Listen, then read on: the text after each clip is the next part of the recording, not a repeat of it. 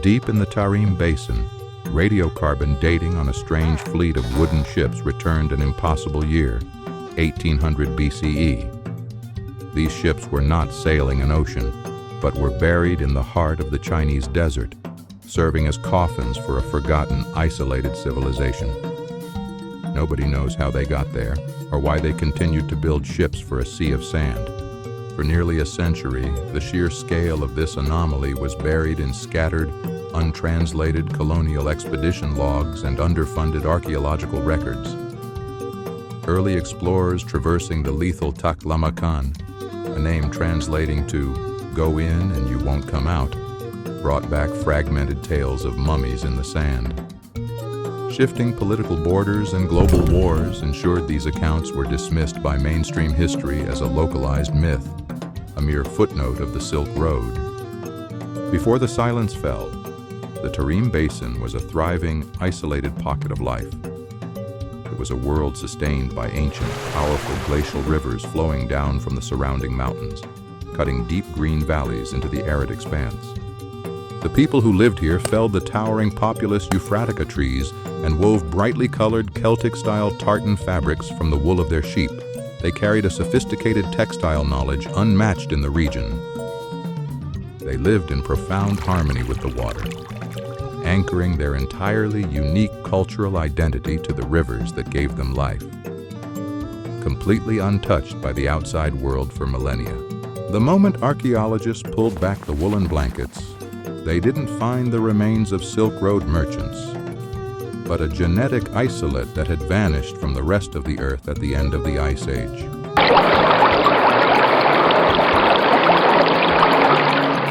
The collapse of this vibrant world was not a sudden catastrophe, but an agonizing, multi-generational strangulation.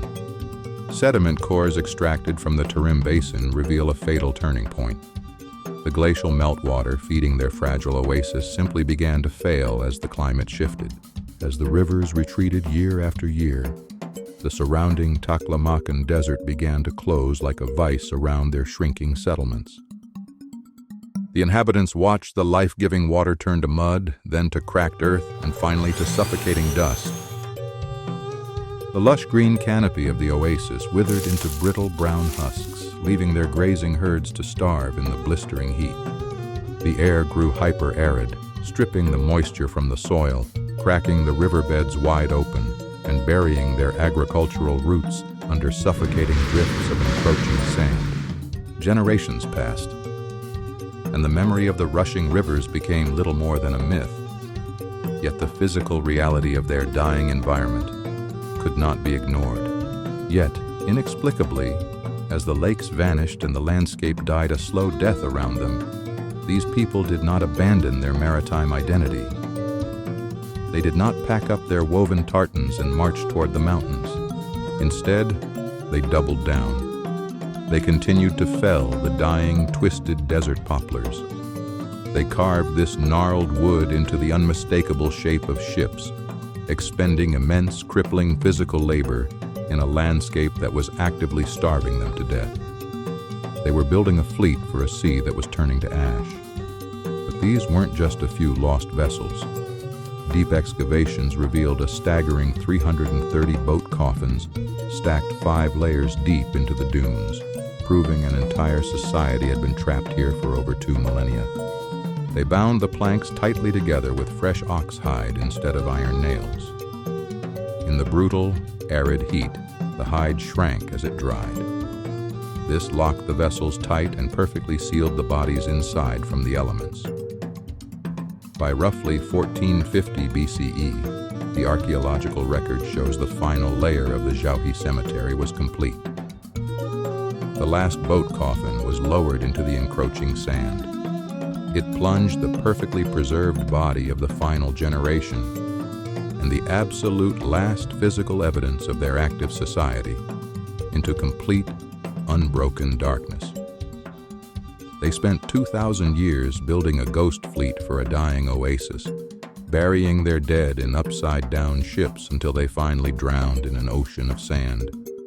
For decades, historians assumed this Caucasian population had migrated thousands of miles from the Black Sea to reach China. until genomic sequencing proved the exact opposite. They never migrated at all. Decades of methodical excavation at the Xiaohe cemetery have mapped a haunting, contradictory physical footprint. The deepest trenches reveal graves completely devoid of the typical survival gear one would expect in a lethal desert. Instead, the dead are surrounded by maritime symbols, woven baskets, and dressed in pristine tartans. A landmark 2021 genomic study provided the anchor detail that shattered existing anthropological models. The DNA of these boat builders proved they were an unadmixed relic of Pleistocene hunter-gatherers, surviving entirely alone for millennia. Yet the archival record offers a maddening physical contradiction. Manuscripts dating to roughly 400 CE found in the Tarim Basin record an ancient language entirely isolated from its European roots. Some accounts suggest, though this has never been confirmed in the archaeological record of the boat burials themselves, that the people buried in these ships were the original speakers of this tongue. When linguists finally translated the scattered texts found near the basin, the mystery deepened. The language written in the sand was Tocharian, a tongue closer to Celtic and Latin than anything spoken in Asia, creating a linguistic ghost that directly contradicts their indigenous DNA. The prevailing theory frames this as a tragedy of stubborn climate exile.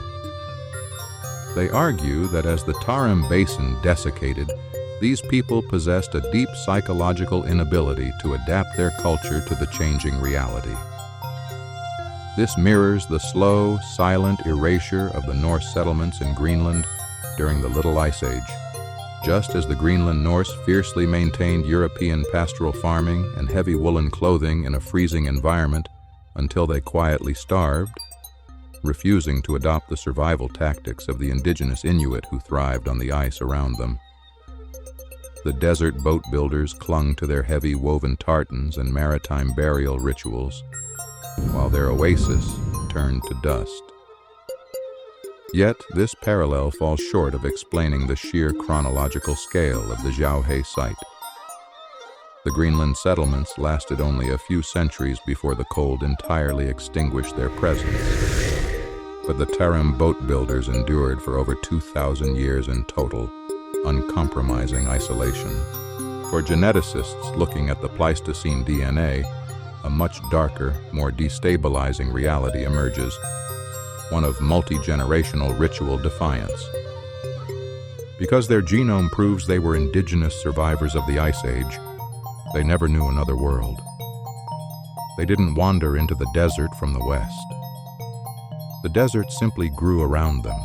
In this view, the upside-down ships were not memories of a distant European homeland, but a desperate, magical plea to the heavens to return the glacial floods that had once sustained their ancestors. They were trying to sail back to a time that no longer existed, their vessels becoming monuments to a dying world, falling silent only when the very last tree was cut down. We know exactly how the hyper-arid climate naturally mummified their bodies, but one terrifying question remains completely unanswered. Did they continue building ships because they remembered the water, or because they believed it was coming back? The splintered, oxidized ribs of their final vessel still sit half-exposed beneath the Taklamakan sun. It is a silent wooden skeleton anchored in a dead sea of sand that has not yielded a drop of water in 3,000 years.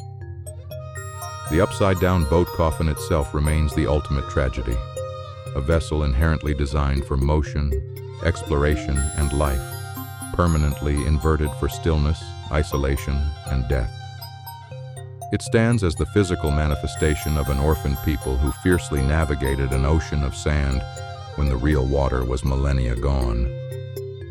That question, why they refused to surrender the memory of water, is no longer buried with them. It is now yours to carry. If the last survivors of this desert oasis could send one message forward as they buried their final ship in the sand, do you think they would warn us about the changing climate? Or just ask us to remember they were there? The deepest layers of the Xiaohe cemetery contain organic artifacts and woven symbols that have yet to be fully radiocarbon dated, leaving the absolute beginning of their isolation completely unwritten. Eon discoveries exists for the gaps the mainstream historical record sealed over. We track ancient societies that left behind monumental physical contradictions without a single written word to explain them. If you left this video with more questions than you arrived with, that is the correct response. There is more evidence. Subscribe and it will find you.